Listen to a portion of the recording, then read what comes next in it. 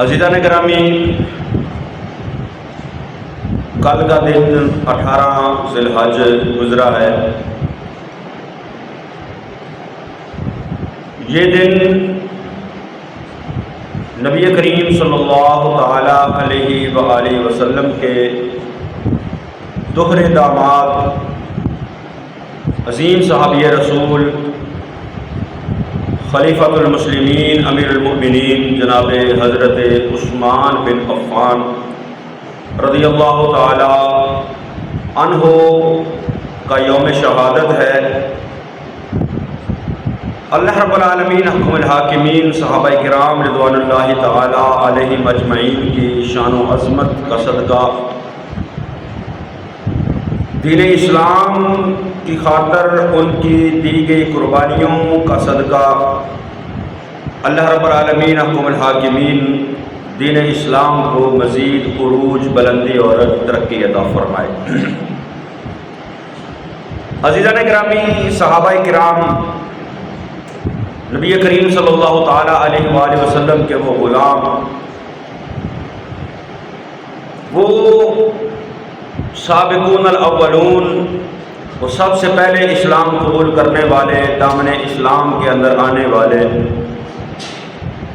ان کی عظمتیں اور شانیں اللہ رب العالمین حکم الحاکمین نے قرآن مقدس کے اندر بیان فرمائی۔ محبوب کریم صلی اللہ تعالی علیہ وآلہ وسلم نے اپنی زبان اقدس سے ارشاد فرمائی، کیونکہ صحابہ کرام رضوان اللہ تعالی علیہم اجمعین وہ مقدس ہستیاں ہیں جن کی تربیت خود مصطفیٰ کریم صلی اللہ تعالی علیہ وآلہ وسلم نے فرمائی، اور وہ صحابہ کرام، وہ مقدس ہستیاں، وہ اللہ رب العالمین احکم الحاکمین کا انتخاب ہیں، جو اللہ نے اپنے محبوب کی معیت اور صحبت اور دین اسلام کی ترقی اور اشاعت کے لیے جن کو پسند فرمایا۔ نبی کریم صلی اللہ تعالی علیہ وآلہ وسلم ارشاد فرمایا، ان اللہ اختارنی واختارنی اصحابی، فرمایا بے شک اللہ رب العالمین حکم الحاکمین نے مجھے اپنی نبوت و رسالت کے لیے منتخب فرمایا، مجھے اپنی نبوت و رسالت کے لیے چنا، مجھے خاتم النبیین بنایا، تمام نبیوں کی سرداری عطا فرمائی، تمام نبیوں کی امامت عطا فرمائی، تمام نبیوں سے اعلیٰ شانیں عطا فرمائی، تمام نبیوں کا سردار بنایا اور اپنا محبوب فرمایا۔ تو فرمایا ان اللہ اختارنی، بے شک اللہ نے مجھے چنا، واختار علی اصحابی، اور فرمایا پھر اللہ نے ہی میرے لیے میرے صحابہ کو چنا۔ صحابی ہونا، نبی کریم صلی اللہ تعالی علیہ وآلہ وسلم کا کلمہ پڑھ کے مسلمان ہونا، غلام ہونا، یہ بڑا شرف ہے، یہ بڑا اعزاز ہے۔ کوئی روم سے آ کر نبی کریم صلی اللہ تعالی علیہ وآلہ وسلم کی غلامی کا شرف حاصل کر کے، عظمتیں اور شانیں حاصل کر گیا، حضرت صہیب رومی۔ کوئی دور دراز فارس سے آ کر نبی کریم صلی اللہ تعالی علیہ وآلہ وسلم کا شرف غلامی حاصل کر کے، عظمتیں اور شانیں حاصل کر گیا، حضرت سلمان فارسی۔ کوئی دور حبشہ سے آیا اور آ کر نبی کریم صلی اللہ تعالی علیہ وآلہ وسلم کی غلامی حاصل کی، غلامی کا شرف حاصل کیا اور عظمتیں اور شانیں حاصل کی، حضرت بلال حبشی رضی اللہ تعالی عنہ۔ یہ اللہ رب العالمین حکم الحاکمین کا انتخاب تھا کہ اس نے کن افراد کو اپنے محبوب کریم صلی اللہ تعالی علیہ وآلہ وسلم کی صحبت اور معیت کے لیے چنا۔ کئی قریب رہنے والے، نزدیک رہنے والے، نبی کریم صلی اللہ تعالی علیہ وآلہ وسلم کے شب و روز سے واقف اور آقا تو جہاں صلی اللہ تعالی علیہ وآلہ وسلم کے بچپن سے لے کر لڑکپن جوانی تک جاننے والے جو تھے، جن کی قسمت کے اندر ایمان نہیں تھا، وہ ایمان کی دولت سے محروم رہے۔ تو یہ خدا تعالیٰ کا، وہ رب العالمین حکم الحاکمین کا یہ انتخاب تھا، جن کو اللہ نے اپنے محبوب کریم صلی اللہ تعالیٰ علیہ وآلہ وسلم کی معیت اور صحبت کے لیے چنا۔ پھر اگر آپ تاریخ کا مطالعہ کریں، دین اسلام سے پہلے عربوں کی حالت کو دیکھیں کہ ان کے اندر اخلاقی طور پر، معاشی طور پر، معاشرتی طور پر کس طرح جو ہے وہ گراوٹ تھی، کس طرح جو ہے وہ ان کے اخلاق جو تھے وہ اخلاق کے اعتبار سے بھی پیچھے تھے، معاشرتی اعتبار سے بھی پیچھے تھے، حتیٰ کہ جہالت اور حق سے دوری اتنی زیادہ تھی کہ ان کو جو ہے وہ راہ راست کا پتہ نہیں تھا۔ لیکن جب رسول خدا صلی اللہ تعالیٰ علیہ وآلہ وسلم کی قدموں کی برکت مل گئی، نبی کریم صلی اللہ تعالیٰ علیہ وآلہ وسلم کی صحبت میسر آ گئی، نبی کریم صلی اللہ تعالیٰ علیہ وآلہ وسلم کی غلامی جب میسر آ گئی، تو وہی اہل عرب جو اخلاقی طور پر پیچھے تھے، گراوٹ کا شکار تھے، لیکن جب محبوب کریم صلی اللہ تعالیٰ علیہ وآلہ وسلم کی غلامی اختیار کر لی، محبوب کی صحبت مل گئی، محبوب کی غلامی کا شرف حاصل ہو گیا، تو اخلاق کے اعتبار سے وہ ساری کائنات سے اعلیٰ انسان بن گیا، کیونکہ تربیت جو ہے وہ بڑا کردار ادا کرتی ہے۔ انسان کو حقیقی معنوں کے اندر انسان بنانے کے لیے تربیت بڑا کردار ادا کرتی ہے۔ کوئی بھی شخص حقیقی معنوں کے اندر انسان تب بنتا ہے جب اسے اچھی تربیت میسر آتی ہے۔ تربیت کیا ہے کہ بندہ تو وہی ہوتا ہے، انسان وہی ہوتا ہے، اس کے اندر جو ہے وہ صلاحیتیں موجود ہوتی ہیں، لیکن تربیت جو ہے وہ اس کی ان پوشیدہ صلاحیتوں کو اجاگر کرتی ہے۔ اس کی پوشیدہ جو صلاحیتیں ہوتی ہیں، مخفی صلاحیتیں ہوتی ہیں، تربیت جو ہے وہ اس کو اجاگر کر دیتی ہے۔ اور تربیت کے لیے ضروری ہے کہ تربیت دینے والا خود اعلیٰ اخلاق اور کردار کا مالک اور پیکر ہو۔ تربیت کے لیے ضروری جو ہے وہ دو باتیں، پہلے نمبر پر کہ تربیت دینے والا مربی، تربیت دینے والا جو ہے وہ خود اعلیٰ اخلاق اور اعلیٰ کردار کا مالک ہو، اس کا پیکر جو ہے وہ اعلیٰ اخلاق اور اعلیٰ کردار کا مرکز ہو، اور دوسرے نمبر پر جو تربیت حاصل کرنے والا ہے اس کے اندر جو ہے وہ تربیت کو قبول کرنے اور سیکھنے کی صلاحیت موجود ہو۔ یہ تربیت کے لیے دو چیزیں ضروری ہیں، ایک مربی کا یعنی تربیت دینے والے کا خود اعلیٰ اخلاق اور کردار کا حامل ہونا، اور تربیت حاصل کرنے والے کے لیے ضروری ہے کہ وہ سیکھنے کی صلاحیت رکھتا ہو اور پوری جو ہے وہ توجہ کے ساتھ وہ سیکھے۔ تو جب اس طرح تربیت کے مراحل طے ہوتے ہیں تو تربیت حاصل کرنے والے بھی اعلیٰ اخلاق اور کردار کے مالک بن جاتے ہیں۔ تو صحابہ کرام رضوان اللہ تعالی علیہم اجمعین ان کی تربیت کی مصطفیٰ کریم صلی اللہ تعالی علیہ وآلہ وسلم نے، اور کائنات کے اندر سب سے اعلیٰ اخلاق اور سب سے اعلیٰ کردار جو ہے وہ ہمارے آقا صلی اللہ تعالی علیہ وآلہ وسلم کا ہے۔ محبوب کریم صلی اللہ تعالی علیہ وآلہ وسلم اخلاق کے اعتبار سے بھی ساری کائنات سے اعلیٰ، کردار کے اعتبار سے بھی ساری کائنات سے اعلیٰ۔ اخلاق کتنا اعلیٰ؟ ام المؤمنین عائشہ صدیقہ سے پوچھا گیا، اے اما جان یہ ارشاد فرمائیے نبی کریم صلی اللہ تعالی علیہ وآلہ وسلم کے اخلاق کیسے تھے؟ تو حضرت عائشہ صدیقہ فرماتی ہیں کان خلقہ القرآن۔ حضرت عائشہ صدیقہ فرماتی ہے میرے محبوب کریم صلی اللہ تعالی علیہ وآلہ وسلم کے اخلاق جو تھے وہ قرآن مقدس کی چلتی پھرتی تصویر تھی۔ آپ کے اخلاق قرآن تھے اور کردار اتنا اعلیٰ کہ نبی کریم صلی اللہ تعالیٰ علیہ وآلہ وسلم نے جب اعلان نبوت فرمایا تو سب سے پہلے اپنا کردار پیش کیا، ان لوگوں کے اندر اپنا بچپن گزارا، اپنا لڑکپن جوانی گزاری، زندگی کے ظاہری زندگی کے اس دنیاوی زندگی کے 40 سال گزارے، اور 40 سال گزارنے کے بعد جب اللہ کے حکم کے تحت اعلان نبوت فرمایا تو نبی کریم صلی اللہ تعالی علیہ وآلہ وسلم نے اپنا کردار پیش کیا، پہلے اپنے کردار کو پیش کیا، جب کوہ صفا پر مصطفیٰ کریم صلی اللہ تعالیٰ علیہ وآلہ وسلم نے ان سارے کفار مکہ کو اکٹھا کر کے فرمایا کہ اگر میں کہوں کہ اس پہاڑ کے پیچھے سے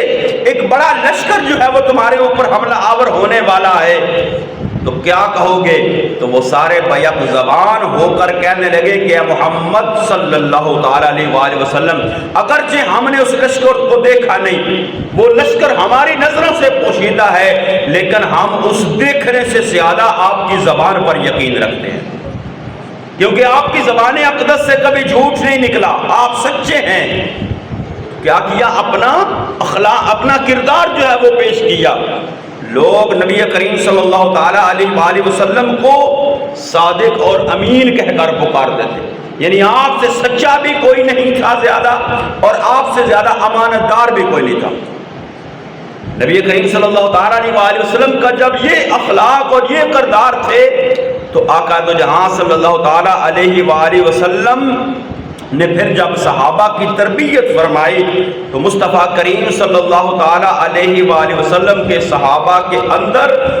انہی اخلاق اور جو ہے وہ اعلیٰ کردار کی جھلک جو ہے وہ نظر آتی ہے۔ نبی کریم صلی اللہ تعالیٰ علیہ وآلہ وسلم اور دیگر انبیاء کرام علیہ السلام کے بعد سب سے زیادہ جو اخلاق اور کردار کے اعتبار سے سب سے زیادہ قابل ہستیاں سمجھی جاتی ہیں وہ کون ہیں؟ وہ صحابہ کرام رضوان اللہ تعالی علیہم اجمعین۔ اور پھر 1.25 لاکھ صحابہ کرام میں سے وہ صحابہ جن کو محبوب کریم صلی اللہ تعالی علیہ وآلہ وسلم کا قرب زیادہ نصیب ہوا، جن کو نبی کریم صلی اللہ تعالی علیہ وآلہ وسلم کی صحبت جو ہے وہ زیادہ میسر آئی، ان پر میرے محبوب کریم صلی اللہ تعالیٰ علیہ وآلہ وسلم کی سیرت کی جھلک جو ہے وہ نمایاں نظر آتی ہے۔ حضرت سیدنا عثمان غنی رضی اللہ تعالیٰ عنہ میرے محبوب کریم صلی اللہ تعالیٰ علیہ وآلہ وسلم کا سب سے زیادہ جو ہے وہ قرب پانے والے صحابہ کرام میں ان کے اندر شمار ہوتا ہے، جنہوں نے نبی کریم صلی اللہ تعالیٰ علیہ وآلہ وسلم کی معیت کے اندر اور صحبت کے اندر جو ہے وہ سب سے زیادہ وقت گزارا اور زیادہ قرب میسر آیا۔ حضرت ابوبکر صدیق، حضرت عمر فاروق کے بعد جو ہے وہ حضرت عثمان غنی رضی اللہ تعالی عنہ۔ تو نبی کریم صلی اللہ تعالیٰ علیہ وآلہ وسلم کے اوصاف اور آپ کے کردار اور آپ کے اخلاق کی جھلک جو تھی وہ حضرت عثمان غنی کے اندر جو ہے وہ نظر آتی تھی۔ اللہ رب العالمین حکم الحاکمین نے محبوب کریم صلی اللہ تعالیٰ علیہ وآلہ وسلم کے صحابہ کے ساتھ جو ہے پھر بھلائی کا اور جنت کا وعدہ فرمایا۔ خالق کائنات وعدہ اللہ شریک نے فرمایا ان الذین سبقت لهم من الحسنى اولئک عنہا مبعدون، فرمایا بے شک وہ خوش نصیب لوگ جن کو ہماری طرف سے بخشش، جن کو ہماری طرف سے بھلائی کا وعدہ کیا گیا ہے، ان الذین سبقت لهم من الحسنى، وہ لوگ جن کو ہماری طرف سے جو بھلائی کا وعدہ ہے وہ پہلے ہو چکا ہے، سبقت لهم من الحسنى اولئک عنہا مبعدون، فرمایا ان کو اللہ جہنم سے بہت دور رکھے گا۔ اور اس تفسیر کے مطابق جو ہے وہ تفسیر قرطبی کے اندر حضرت مولا کائنات حضرت علی المرتضیٰ شیر خدا کرم اللہ تعالی وجہ الکریم وہ فرماتے ہیں کہ میں نے رسول خدا صلی اللہ تعالی علیہ وآلہ وسلم کو یہ فرماتے سنا، اور حضرت علی المرتضیٰ شیر خدا نے خود برسر منبر جو ہے وہ یہ اعلان فرمایا کہ جو رب نے یہ فرمایا نا ان الذین سبقت لهم من الحسنى اولئک عنہا مبعدون، کہ اللہ نے جن سے پہلے جو ہے وہ نیکی اور بھلائی کا وعدہ کر لیا ہے، حضرت علی المرتضیٰ شیر خدا فرماتے ہیں میں نے نبی کریم صلی اللہ تعالیٰ علیہ وآلہ وسلم کو یہ فرماتے سنا، آقا نے فرمایا ان عثمان منہم، فرمایا وہ لوگ جن سے اللہ نے بھلائی کا وعدہ فرمایا ہے حضرت عثمان بھی ان کے اندر شامل ہیں، اور حضرت عثمان غنی بھی ان کے اندر شامل ہیں۔ اور پھر اللہ رب العالمین حکم الحاکمین محبوب کریم صلی اللہ تعالیٰ علیہ وآلہ وسلم کے سارے صحابہ کو اپنی رضا کا سرٹیفکیٹ عطا فرمایا۔ فرمایا وَكُلًّا وَعَدَ اللَّهُ الْحُسْنَى، اور فرمایا رضی اللہ عنہم وَرَضُوا عَنْهُ۔ اور پھر خاص کچھ مواقع ایسے آئے کہ جن پر جو ہے وہ اسپیشلی طور پر اللہ رب العالمین حکم الحاکمین نے ان سے جنت کا وعدہ فرمایا، اپنی رضا کا وعدہ فرمایا، اور نبی کریم صلی اللہ تعالیٰ علیہ وآلہ وسلم نے صحابہ کرام رضوان اللہ تعالیٰ اجمعین میں سے نام لے لے کر ان کا جو ہے وہ ان کی جنت کی بشارت اور خوشخبری عطا فرمائی۔ جب نبی کریم صلی اللہ تعالیٰ علیہ وآلہ وسلم کی طرف سے سفیر بن کر حضرت عثمان غنی مکہ کے اندر جاتے ہیں، اور مکہ کے اندر جب سفیر بن کر جاتے ہیں صحابہ کرام کے ساتھ نبی کریم صلی اللہ تعالیٰ علیہ وآلہ وسلم تشریف فرما ہیں، عمرہ کرنے کے ارادے سے آئے، لیکن اہل مکہ نے اندر داخل ہونے نہیں دیا مکہ کے اندر، تو حضرت عثمان سفیر بن کر گئے۔ جب سفیر بن کر گئے تو وہاں دیکھیے، ایک تو حضرت عثمان غنی کی محبت دیکھیے، کعبہ شریف سامنے ہے، وہ کفار و مشرکین کہتے ہیں کہ عثمان رضی اللہ تعالیٰ کہ عثمان آپ مکہ کے اندر آ چکے ہیں، آپ بیت اللہ شریف کے سامنے آ چکے ہیں، آپ جائیے اور جا کر عمرہ کر لیجئے۔ لیکن عثمان کہتے ہیں جب میرا محبوب کریم صلی اللہ تعالیٰ علیہ وآلہ وسلم کو عمرہ کرنے کی اجازت نہیں ہے، عثمان بھی محبوب کے بغیر عمرہ نہیں کرے گا۔ تو ادھر جو ہے وہ افواہ پھیلتی ہے کہ حضرت عثمان غنی کو نعوذ باللہ جو ہے وہ شہید کر دیا گیا۔ تو نبی کریم صلی اللہ تعالیٰ علیہ وآلہ وسلم نے سارے صحابہ کو اکٹھا کر کے حضرت عثمان غنی کا بدلہ لینے کے لیے بیعت لی۔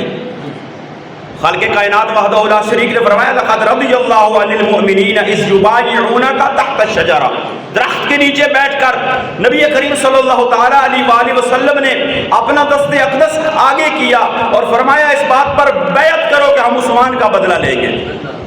تو صحابہ کرام رضوان اللہ تعالیٰ علیہم اجمعین نے اپنے ہاتھ جو ہے وہ محبوب کریم صلی اللہ تعالیٰ علیہ وآلہ وسلم کے ہاتھوں پر رکھ دیے۔ ارے میرے محبوب کریم صلی اللہ تعالیٰ علیہ وآلہ وسلم کی شان اور عظمت کتنی بلند و بالا ہے۔ میرے محبوب کریم صلی اللہ تعالیٰ علیہ وآلہ وسلم کے ہاتھ اگر کسی کپڑے کو لگ جائے، وہ کپڑا آگ کے اندر جائے، آگ اس کو نہیں جلاتی، تو محبوب کے صحابہ جنہوں نے اپنے ہاتھ محبوب کے ہاتھوں کے اندر دیے، محبوب کے وہ صحابہ جو ہے وہ کیسے جہنم کے اندر چلے جائیں گے؟ وہ جنتی ہیں، وہ قطعی جنتی ہیں، ان کو اللہ نے اپنی رضا عطا فرمائی ہے، ان کو جو ہے وہ ان کے ساتھ جنت کا وعدہ فرمایا ہے۔ تو حضرت عثمان کے بدلہ کے لیے نبی کریم صلی اللہ تعالیٰ علیہ وآلہ وسلم نے جب ہاتھ مبارک آگے کیا، صحابہ کرام نے اپنے ہاتھ نبی کریم صلی اللہ تعالیٰ علیہ وآلہ وسلم کے ہاتھوں پر رکھ کر اس بات پر بیعت کی کہ ہم جو ہے وہ عثمان کا بدلہ لیں گے۔ جب سارے صحابہ نے ہاتھ رکھ لیے تو اپنے محبوب کریم صلی اللہ تعالیٰ علیہ وآلہ وسلم نے اپنا دوسرا ہاتھ جو تھا وہ سارے صحابہ کے ہاتھوں کے اوپر رکھ کر فرمایا اے میرے صحابہ یہ عثمان کا ہاتھ ہے، میں عثمان کی طرف سے اس بات پر بیعت کرتا ہوں۔ اور یہاں پر کہتے ہیں جی نبی کریم صلی اللہ علیہ وسلم کو اگر علم ہوتا کہ عثمان غنی شہید ہو چکے ہیں یا نہیں شہید ہو چکے تو وہ بیعت کیوں لیتے؟ نبی کریم صلی اللہ تعالیٰ علیہ وآلہ وسلم کا دوسرا ہاتھ جو ہے وہ ان ہاتھوں کے اوپر رکھنا اس بات کو بتاتا ہے کہ نبی کریم صلی اللہ تعالیٰ علیہ وآلہ وسلم جانتے تھے میرا عثمان جو ہے وہ صحیح سلامت مکے کے اندر موجود ہے۔ اور پھر جب ہاتھ رکھے تو اللہ رب العالمین حکم الحاکمین کو محبوب کے غلاموں کی ادا اتنی پسند آتی ہے کہ اللہ رب العالمین حکم الحاکمین فرماتا ہے کہ اے محبوب یہ جو تیرے ہاتھ کے اوپر تیرے غلاموں کے ہاتھ ہیں اور ان غلاموں کے ہاتھوں کے اوپر اے محبوب تو نے اپنا ہاتھ رکھا ہے، اے محبوب یہ جو تو نے اپنا ہاتھ اوپر رکھا ہے یہ تیرا ہاتھ نہیں، ید اللہ فوق ایدیہم، یہ تیرے رب کا ہاتھ ہے جو ان ہاتھوں کے اوپر ہے۔ کسی شاعر پنجابی کے نے کہا نا جدے ہاتھ رب اپنے ہاتھ آکھے، جدے ہاتھ رب اپنے ہاتھ آکھے ہووے کافر جیڑا وکھ آکھے۔ تو ہمیں آج ہماری تو کچھ ترجیحات جو ہے وہ بدل چکی ہیں، ہم کسی اور ڈگر پر چل چکے ہیں۔ ہم نبی کریم صلی اللہ تعالیٰ علیہ وآلہ وسلم کی اہل بیت کی شان و عظمت کو بیان کرتے ہیں، ضرور کرتے ہیں، یہ ہمارے ایمان کا حصہ ہے، اگر ہم نبی کریم صلی اللہ تعالیٰ علیہ وآلہ وسلم کی اہل بیت پر ایمان نہ رکھیں، ان کی عظمت اور شان کو نہ تسلیم کریں، ہمارا ایمان کامل نہیں ہوتا۔ لیکن اہل بیت مصطفیٰ صلی اللہ تعالیٰ علیہ وآلہ وسلم کی شان بیان کرنے کی آڑ کے اندر محبوب کریم صلی اللہ تعالیٰ علیہ وآلہ وسلم کے صحابہ پر انگلی اٹھانا یہ بھی ایمان کی بربادی کا ذریعہ بنتا ہے۔ ہمیں آج کل 18 ذو الحج گزری ہے نا، وہ غدیر کا واقعہ ہوا۔ نبی کریم صلی اللہ تعالیٰ علیہ وآلہ وسلم جب آخری حج فرما کر واپس آ رہے ہیں تو غدیر خم کے مقام پر حضرت علی المرتضیٰ شیر خدا کرم اللہ تعالیٰ وجہ الکریم کے بارے کے اندر کچھ معاملات ہوتے ہیں، تو نبی کریم صلی اللہ تعالیٰ علیہ وآلہ وسلم نے ان شکوک و شبہات کو دور کرنے کے لیے اور مولا کائنات حضرت علی المرتضیٰ شیر خدا کرم اللہ تعالیٰ وجہ الکریم کی شان و عظمت کو ظاہر کرنے کے لیے، بیان کرنے کے لیے نبی کریم صلی اللہ تعالیٰ علیہ وآلہ وسلم نے مولا کائنات حضرت علی المرتضیٰ شیر خدا کرم اللہ تعالیٰ وجہ الکریم کا ہاتھ بلند کر کے فرمایا من کنت مولاہ فہذا علی مولاہ، فرمایا جو مجھے مولا سمجھتا تھا، جو میرے ساتھ محبت کرتا ہے، وہ آج کے بعد علی کے ساتھ بھی محبت کرے، جس کا میں مولا ہوں اس کا علی مولا ہے۔ تو حضرت مولا کائنات حضرت علی المرتضیٰ شیر خدا کو اس بات کی سب سے پہلے جو مبارک دینے والے تھے وہ حضرت عمر فاروق رضی اللہ تعالیٰ عنہ، سب سے پہلے جنہوں نے مبارک دی کہ علی آج کے بعد تم میرے بھی مولا ہو اور ہر مومن کے مولا ہو۔ تو ہمیں تصویر کا ایک رخ تو دکھایا جاتا ہے، ہمیں حضرت علی المرتضیٰ شیر خدا کرم اللہ تعالیٰ وجہ الکریم کی شان و عظمت ہم مانتے ہیں، نہ مانے مومن نہیں رہتے۔ ان کی محبت ایمان کا حصہ ہے، ایمان کا تقاضا ہے کہ مولا کائنات حضرت علی المرتضیٰ شیر خدا کے ساتھ محبت کی جائے، ان کی ولایت کو تسلیم کیا جائے، ان کو ولی مانا جائے، ہر مومن کے لیے ضروری ہے ان کے ساتھ محبت رکھے۔ لیکن ہمیں غدیر خم کے موقع پر حضرت مولا کائنات حضرت علی المرتضیٰ شیر خدا کا ہاتھ تو نظر آتا ہے، دکھایا جاتا ہے، لیکن بیعت رضوان کے موقع پر حضرت عثمان کا ہاتھ نظر نہیں آتا، جس کو محبوب کریم صلی اللہ تعالیٰ علیہ وآلہ وسلم اپنے ہاتھ کو، اس مقدس ہاتھ کو، جس ہاتھ کی قسمیں جو ہے وہ خدا قرآن کے اندر اٹھاتا ہے، جس ہاتھ کو خدا جو ہے وہ اپنا ہاتھ قرار دیتا ہے، اس ہاتھ کو اللہ کے محبوب کریم صلی اللہ تعالیٰ علیہ وسلم نے فرمایا یہ عثمان کا ہاتھ ہے۔ تو ہمیں اگر غدیر قوم والا ہاتھ نظر آتا ہے تو بیعت رضوان والا ہاتھ بھی نظر آنا چاہیے۔ ہم محبوب کی اہل بیت کی ہر عظمت کو مانتے ہیں، ہر عظمت کے قائل ہیں، ان کے ساتھ محبت رکھتے ہیں، لیکن ساتھ ہی اہل بیت کے ساتھ نبی کریم صلی اللہ تعالیٰ علیہ وآلہ وسلم کے صحابہ کی ہر عظمت کو بھی ہم مانتے ہیں، ہم اس کے بھی قائل ہیں۔ مولا کائنات حضرت علی المرتضیٰ شیر خدا کرم اللہ تعالیٰ وجہ الکریم کو اللہ نے بڑی شان عطا فرمائی، بڑی شان عطا فرمائی، بڑی شان عطا فرمائی، بڑا بلند مقام عطا فرمایا۔ ان اعلیٰ مقامات میں سے، ان شانوں میں سے ایک شان یہ ہے کہ حضرت علی المرتضیٰ شیر خدا میرے محبوب کریم صلی اللہ تعالیٰ علیہ وآلہ وسلم کے داماد ہیں۔ نبی کریم صلی اللہ تعالیٰ علیہ وآلہ وسلم کی سب سے چھوٹی شہزادی، شہزادی کونین سیدہ طیبہ طاہرہ سیدہ فاطمہ الزہرا رضی اللہ تعالی عنہا حضرت مولا کائنات حضرت علی المرتضیٰ شیر خدا کے نکاح کے اندر ہے، داماد مصطفیٰ ہیں حضرت علی المرتضیٰ شیر خدا۔ تو اگر ہم حضرت علی المرتضیٰ شیر خدا کرم اللہ تعالی وجہ الکریم کی عزت اور احترام اور ان کی اس شان کو تسلیم کرتے ہیں کہ وہ داماد مصطفیٰ ہیں، تو حضرت عثمان غنی کی طرف بھی تو دیکھنا چاہیے جن کے گھر میرے محبوب کی 2 بیٹیاں جن کے نکاح کے اندر آئیں، جن کے نکاح کے اندر 2 بیٹیاں آئیں، اور ایک بیٹی میرے محبوب کریم صلی اللہ تعالیٰ علیہ وآلہ وسلم کی شہزادی سیدہ رقیہ کا انتقال ہوتا ہے۔ میرے محبوب کریم صلی اللہ تعالیٰ علیہ وآلہ وسلم اپنی دوسری شہزادی سیدہ ام کلثوم کا نکاح جو ہے وہ حضرت عثمان کے ساتھ کرتے ہیں۔ جب ان کا انتقال ہوتا ہے تو میرے محبوب فرماتے ہیں اگر میری 40 بیٹیاں ہوتی، یا دوسری روایت میں فرمایا اگر میری 100 بیٹی بھی ہوتی، ایک فوت ہوتی میں دوسری عثمان کے نکاح کے اندر دے دیتا، دوسری فوت ہوتی میں تیسری عثمان کے نکاح کے اندر دے دیتا، حتیٰ کہ 40 کی 40 میں عثمان کے نکاح کے اندر، یا 100 کی 100 عثمان کے نکاح کے اندر دے دیتا۔ تو یہ بھی تو داماد مصطفیٰ صلی اللہ علیہ وسلم ہے، یہ تو دوہرے داماد مصطفیٰ ہے۔ اور جی حضرت عثمان کا کردار ٹھیک نہیں تھا، وہ فلاں تھے، یہ فلاں تھے۔ جس کو ایک بیٹی دی جائے، اگر بندہ صحیح نہ ہو تو کوئی بھی شخص اپنی دوسری بیٹی اس کے نکاح کے اندر نہیں دیتا۔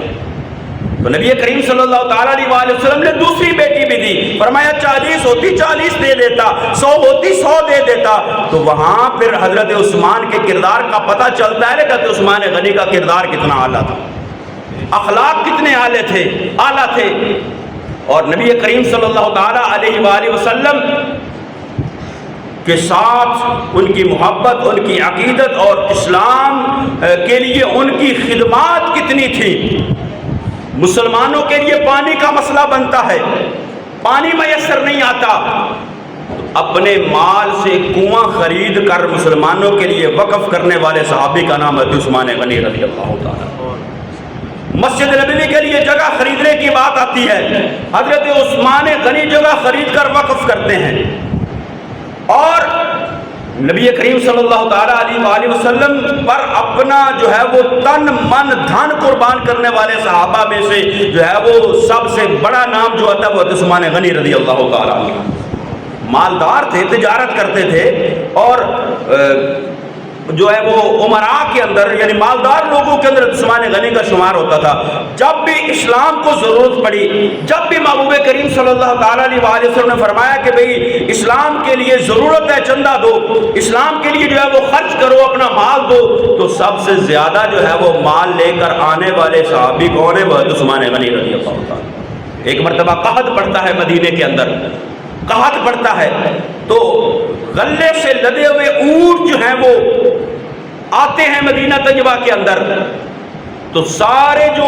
وہ ہمارے زمانے کے اندر وہ آڑتی، وہ جو ہے تھے بیوپاری، وہ سارے جاتے ہیں جس کا سامان آیا ہے، جس کا مال آیا ہم خریدتے ہیں، خرید کر منافع پر بیچیں گے۔ پتہ چلتا ہے یہ غلے سے لدے اونٹ کس کے آ رہے ہیں؟ حضرت عثمان غنی رضی اللہ تعالیٰ عنہ کے آگے۔ وہ سارے آڑتی پہنچ جاتے ہیں، عثمان ایک کے ساتھ ایک منافع لے لو،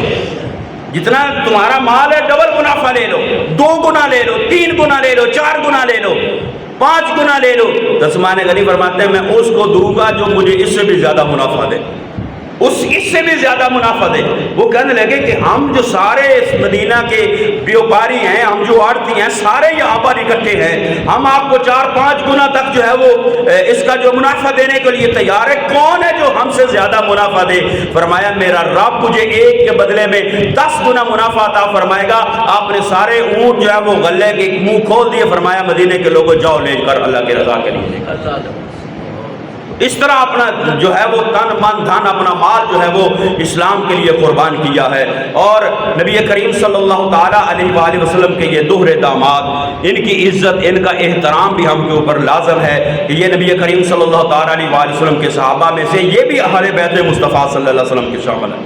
جو محبوب کے داماد ہیں، دوہرے داماد ہیں، یہ بھی اہل بیت۔ اور حضرت مولا کائنات حضرت علی المرتضیٰ شیر خدا کی ہم ہر ان کی عظمت اور شان کا اعتراف کرتے ہیں، ان کو مانتے ہیں، ان کو مولا مانتے ہیں، کیونکہ نبی کریم صلی اللہ علیہ وسلم سے فرمایا من کنت مولا ہو فہذا علی مولا ہو۔ ہم اگر محبوب کے ساتھ محبت کرتے ہیں تو مولا کائنات کے ساتھ بھی محبت کرتے ہیں، لیکن کیا ہے کہ دونوں طرف جو ہے وہ توازن، دونوں طرف بیلنس۔ نبی کریم صلی اللہ علیہ وسلم کے صحابہ کو چھوڑ کر اہل بیت کا دامن پکڑنا یا ان کی شانیں بیان کرنا یہ بھی ہمارا وتیرہ اور طریقہ نہیں اہل سنت کا، اور صحابہ کرام کا نام لے کر اہل بیت مصطفیٰ صلی اللہ تعالیٰ علیہ وآلہ وسلم کے دامن کو چھوڑنا یہ بھی ہمارا اہل سنت و جماعت کا طریقہ اور وتیرہ نہیں ہے۔ ہمارا طریقہ اور وتیرہ یہ ہے کہ ہم محبوب کے صحابہ کا بھی احترام کرتے ہیں کہ وہ محبوب کے صحابہ ہیں، اور محبوب کی اہل بیت کا بھی احترام کرتے ہیں کہ وہ محبوب کی اہل بیت ہے، کیونکہ ساری عزتیں تو ملی ہے محبوب کے صدقے ملی ہے۔ محبوب کے قدموں کے طفیل ملی ہیں، محبوب کی وجہ سے ملی ہیں۔ اہل بیت کو عزت ملی، محبوب کے صدقے ملی۔ صحابہ کو عزتیں ملی ہیں، محبوب کی صدقے سے ملی ہیں۔ تو جو محبوب کے دامن کے ساتھ وابستہ رہنا چاہتا ہے وہ محبوب کی اہل بیت کے ساتھ بھی محبت کرے، محبوب کے صحابہ کے ساتھ بھی محبت کرے۔ اللہ رب العالمین حکم الحاکمین مجھے اور آپ کو عمل کی توفیق نصیب فرمائے، آمین۔